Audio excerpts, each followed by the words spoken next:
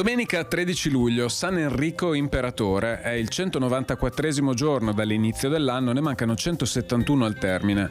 Il sole sorge alle 5.35 e tramonta alle 20.58, la luna si leva alle 22.51 e tramonta alle 8.02.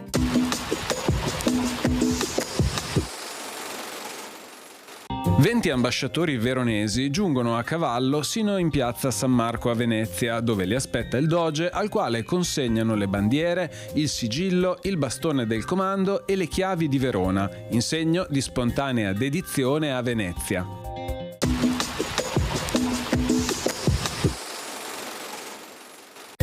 Le previsioni per domani. Cielo poco o parzialmente nuvoloso, con maggiori annuvolamenti al pomeriggio, soprattutto sulle zone montane dove ci sarà una bassa probabilità di locali piovaschi o rovesci nelle ore pomeridiane. Temperature minime senza notevoli variazioni, massime in ripresa.